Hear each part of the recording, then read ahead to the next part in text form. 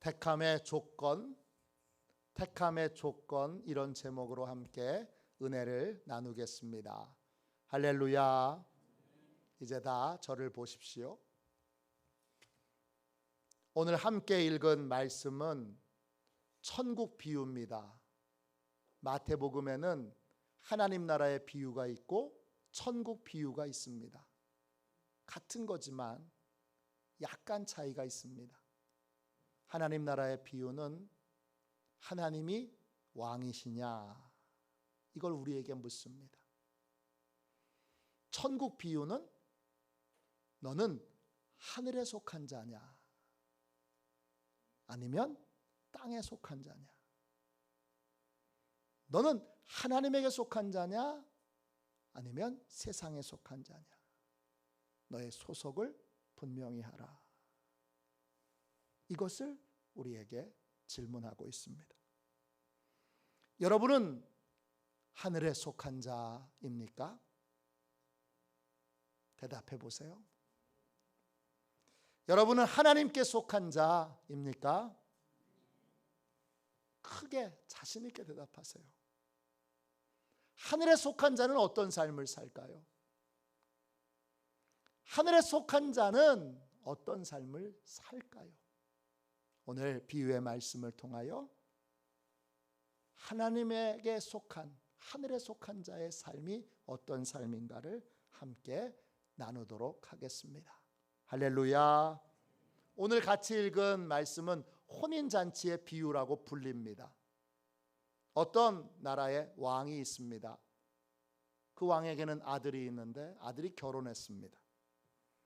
왕은 아들의 결혼을 축하하기 위해서 식사 자리를 마련합니다.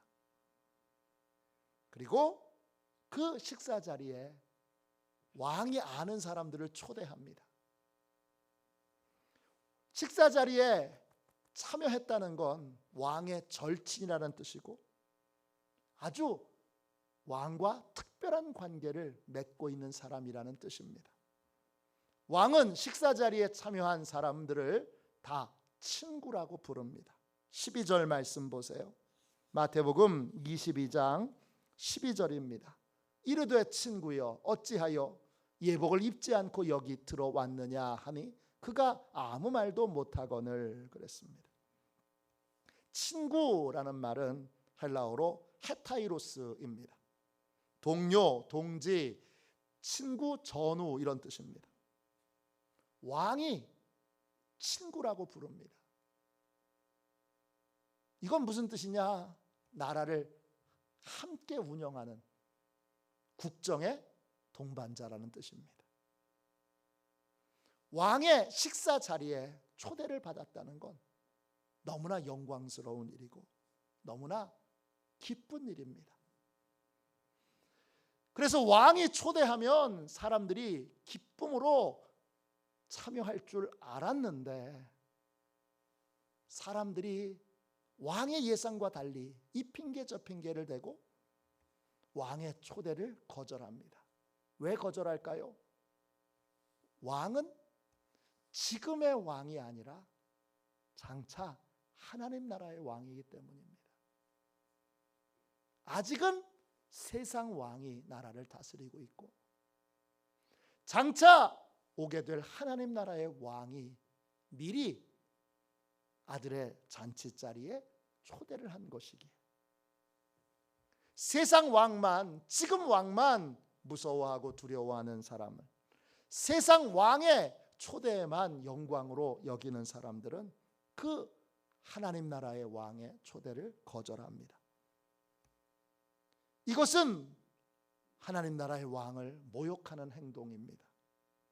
왕을 만나는 것보다 다른 걸 더 중요하게 여기고 귀하게 여긴다는 뜻이고 그것은 왕의 모든 말과 또 왕의 모든 결정을 우습게 여긴다는 뜻입니다.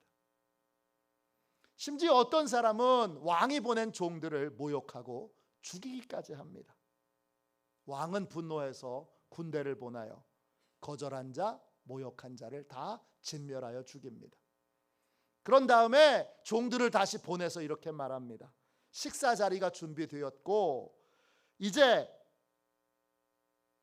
이전에 초대받은 사람들은 합당하지 못하니까 거리로 다 나가서 만나는 사람마다 전부 다 식사 자리에 오도록 청하여 불러오도록 해라. 종들은 거리로 나가서 자격이 없는 자들을 다 불러다가 식사 자리를 채웁니다. 이제 왕이 온 손님들이 누가 왔는가 한 사람 한 사람을 만납니다. 근데 한 사람이 예복을 입고 오지 않았습니다. 그러자 왕이 이렇게 묻습니다. 왜 예복을 입지 않고 여기 들어왔느냐? 예복을 입지 않은 사람은 한마디도 못합니다. 그러자 왕이 종들에게 명령합니다. 이 사람의 손과 발을 묶어서 바깥 어두운 데로 쫓아내라. 그 남자는 바깥 어두운 데서 통곡하면서 자신이 예복을 입지 않은 것을 후회하고 또 슬퍼하게 됩니다. 이 모든 일을 겪고 나서 왕은 이렇게 말합니다. 초대받은 사람은 많지만 택함 받은 사람은 적구나. 초대받은 사람은 많지만 택함 받은 사람은 적구나. 이 비유는 여러분 천국의 비유고 여기서 왕은 하나님이십니다. 아들은 예수 그리스도이십니다. 이 혼인잔치에 이제 초대를 받은 사람들은 구원의 초대를 받은 사람들이고 택함을 받은 사람들은 결국 구원받은 사람들입니다. 이 비유에서 구원의 길로 초대받은 사람들은 많지만 막상 택함 받은 사람들은 적다는 사실들을 우리에게 명백하게 알려주고 있습니다. 왕이신 하나님께서 우리를 택하실 때 자격도 조건도 보지 않고 우리를 택하십니다. 그런데 그렇다고 해서 아무 조건이 없는 건 아닙니다. 택함에는 분명한 조건이 있습니다. 택함의 조건은 무엇입니까? 총 4가지입니다. 첫 번째, 하나님이 나를 아셔야 됩니다. 둘째, 하나님의 부르심에 삶의 우선순위를 두어야 합니다. 셋째, 하나님이 세우신 사람들을 존중하고 또 하나님이 세우신 사람들에게 순종해야 합니다. 넷째, 예수 그리스도로 옷을 입어야 합니다. 이 4가지의 택함의 조건이 있습니다. 이 조건이 충족될 때 우리는 택함을 받을 수 있습니다. 택함 받는 시온의 모든 가족들이 되시기를 주님의 이름으로 축원합니다. 오늘은 이 4가지의 택함의 조건 중에 첫 번째 것만 함께 살펴보겠습니다. 그리고 둘째, 셋째, 넷째는 새벽 예배 때 내일부터 해서 이어서 살펴볼 수 있도록 하겠습니다. 하나님이 어떤 사람을 하나님의 동역자로 택하실까요? 하나님은 어떤 사람을 하나님의 구원에 합당한 자로 택하실까요? 첫 번째 조건은 하나님이 개인적으로 아는 사람입니다. 3절 말씀 보세요. 3절입니다. 그 종들을 보내어 그 청한 사람들을 혼인잔치에 오라 하였더니 오기를 싫어하거늘. 이 식사 자리에 왕은 이미 초대장을 보냈습니다.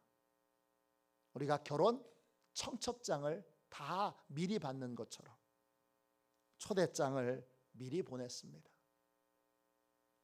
이 초대장을 받은 사람들은 누구죠? 2 종류일 겁니다. 왕이 개인적으로 아는 사람이든지 아들이 개인적으로 아는 사람이든지. 개인적으로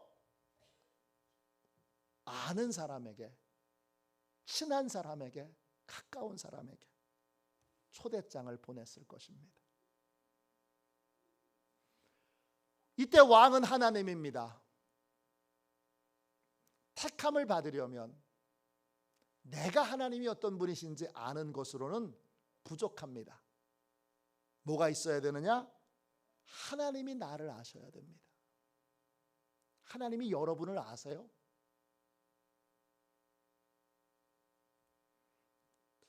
하나님이 여러분을 아십니까? 마태복음 7장 마지막 부분에 예수님이 천국에서, 천국 문 앞에서 이루어지는 일들을 이렇게 소개하십니다.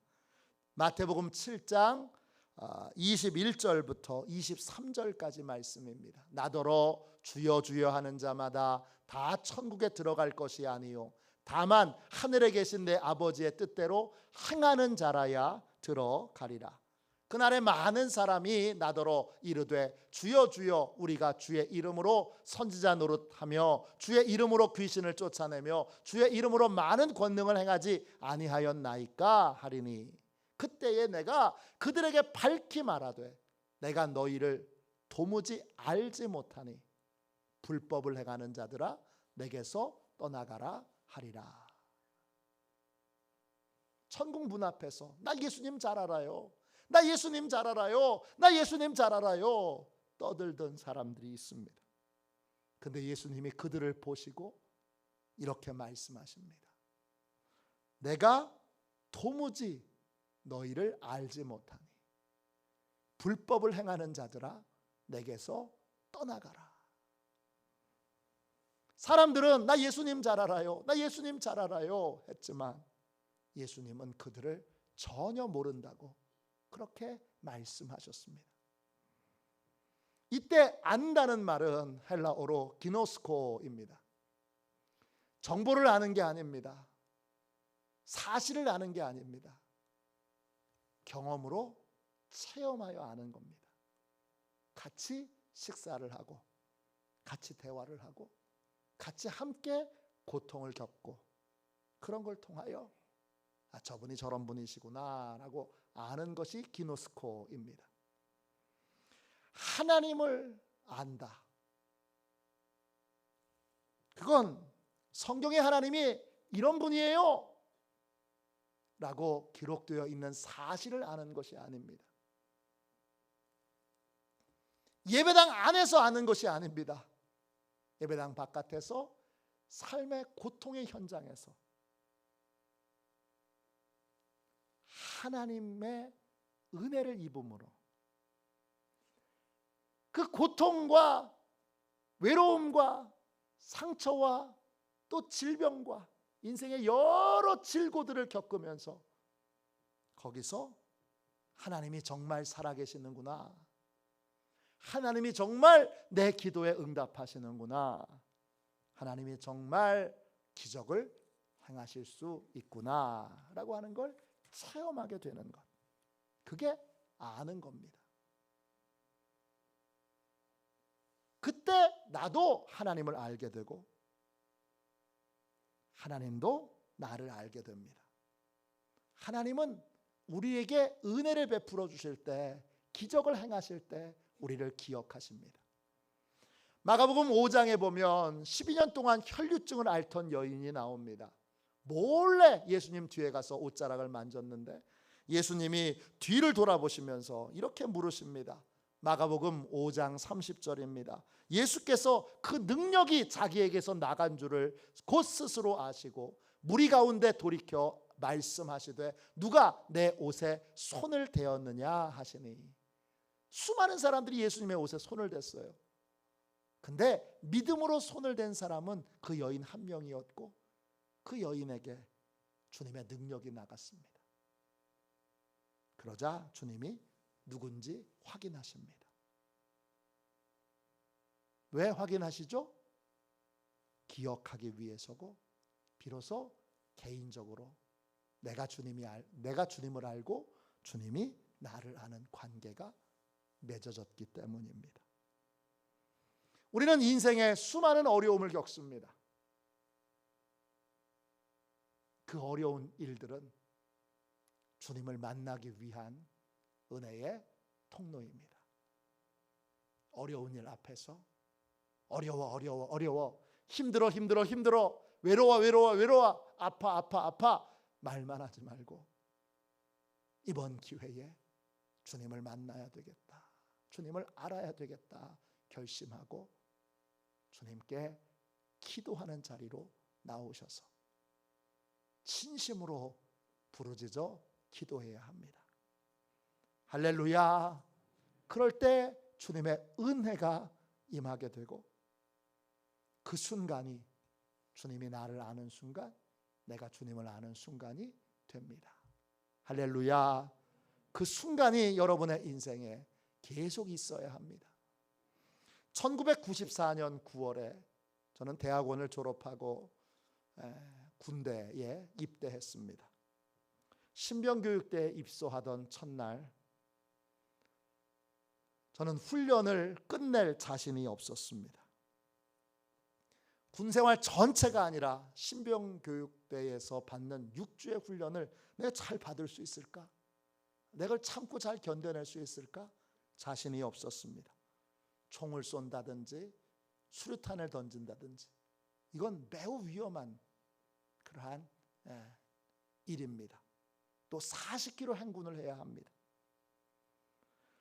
저는 이 신병교육대 6주 동안을 도대체 내가 잘 견디고 할 수 있을까? 자신이 없었습니다. 첫날 방문 앞에서 보초를 서게 됐는데 갑자기 어린아이 같은 그러한 질문이 떠올랐습니다. 나 전도사인데 하나님 잘 안다고 생각하고 지금까지 전도사 생활 해왔는데 하나님이 정말 날 아실까? 하나님이 나를 아신다면 나를 지켜주실 거고 도와주실 텐데 그럼 걱정할 게 없을 텐데 문제는 하나님이 정말 날 아실까? 진짜 아시나? 궁금했습니다. 막상 자신 없는 상황에 놓이니까 하나님이 나를 아시는지 나를 기억하시는지 궁금했습니다. 그래서 어린아이와 같이 이렇게 기도했습니다. 하나님, 저 아시면 제 이름 한 번만 불러주세요. 하나님, 저를 아신다면 제 이름 한 번만 불러주세요. 보초를 서는 1시간 내내 하나님, 제 이름 한 번만 불러달라고 그렇게 부르짖어 기도했습니다. 그날이 목요일 저녁입니다. 그리고 금요일 그리고 토요일 오전이 됐을 때 훈련병 전체가 강단으로 모였습니다. 나중에 알고 보니까 군목 목사님이 사고 예방 교육을 하러 오셨습니다. 즐거운 찬양이 끝나고 목사님이 이렇게 저처럼 강단에 딱 서셨습니다. 그 목사님은 총신대학교를 졸업한 합동측 목사님이시고 본 적도 없고 이름도 모릅니다. 그런데 그 목사님의 입에서 나온 첫 마디의 말이 제 이름이었습니다. 예상치 못한 제 이름이 목사님의 입에서 나오자 이중구 어디 있나? 일어나 봐. 그러셔서 제가 쓰고 있던 모자를 딱 손에 움켜쥐고 이중구 여기 있습니다. 그리고 일어났어요. 그 순간 가슴에 벅차오르는 감동이 올랐습니다. 하나님이 진짜 내 이름 불러주셨네. 이런 방식으로 불러주실 거라고는 생각 못했지만 진짜 불러주셨네. 날 아시는구나. 날 기억하시는구나. 그 순간부터 신병교육 때는 제게 천국이었습니다. 매 순간 하나님과 동행하는 시간을 보냈습니다. 신병교육대에서 기도하기 제일 좋은 시간은 식판을 들고 기다리는 시간입니다. 그때 사방을 두리번거리면 안 되고 앞사람 뒤통수만 봐야 합니다.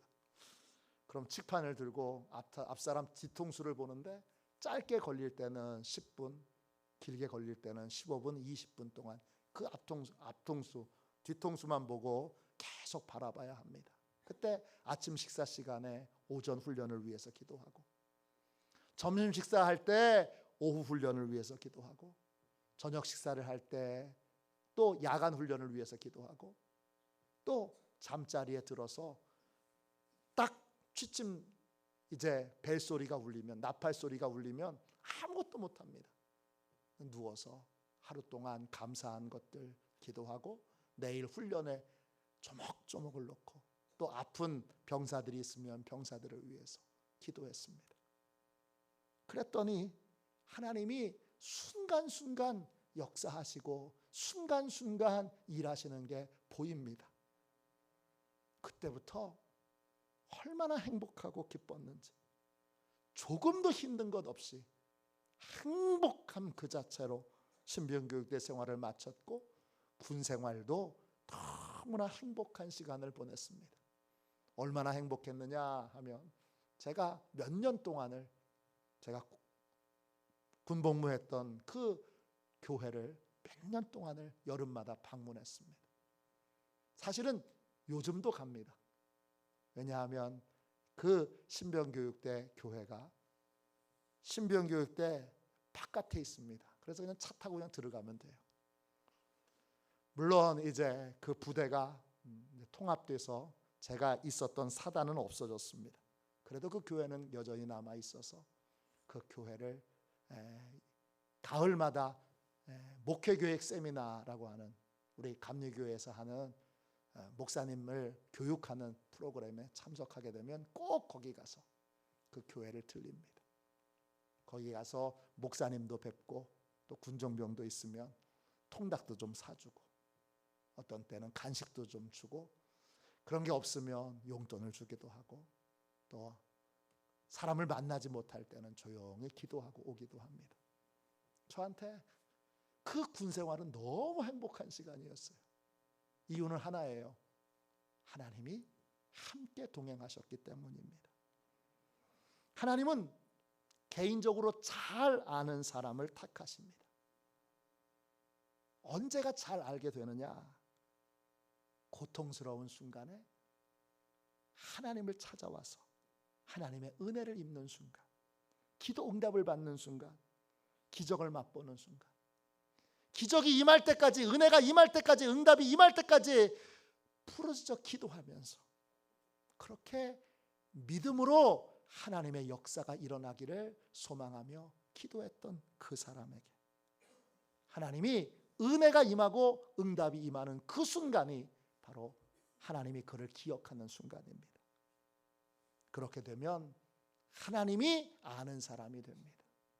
나도 하나님을 아는 사람이 되고, 지식적으로 아는 것이 아니라 내 삶에 임하신 하나님, 내 삶에 은혜를 베풀어 주신 하나님, 내 삶을 구원해 주신 하나님을 전할 수 있게 되고 하나님도 나를 알게 됩니다. 이것이 첫 번째 택함의 조건입니다. 주님께서 여러분 한 사람 한 사람을 고통의 순간에 만남의 자리로 부르십니다. 지금 남들에게 말할 수 없는 고통과 어려움을 겪고 계십니까? 그 시간을 주님과 만나는 시간으로 삼아 새벽에 나와서 부르짖어 기도하시고, 저녁에 나와 부르짖어 기도하시고, 밤을 새워 부르짖어 하나님과 만나십시오. 하나님이 여러분을 아시도록, 여러분이 하나님을 알도록, 그렇게 개인적인 삶의 자리에서 하나님을 경험하는 그러한 귀한 택함의 은혜가 여러분 모두에게 있기를 주님의 이름으로 축원합니다. 기도하겠습니다. 자비로우신 주님, 은혜와 사랑을 감사합니다. 주님 앞에 이 시간 간절히 기도합니다. 청함받은 사람은 많지만 택함을 입은 자는 적습니다. 주님, 제가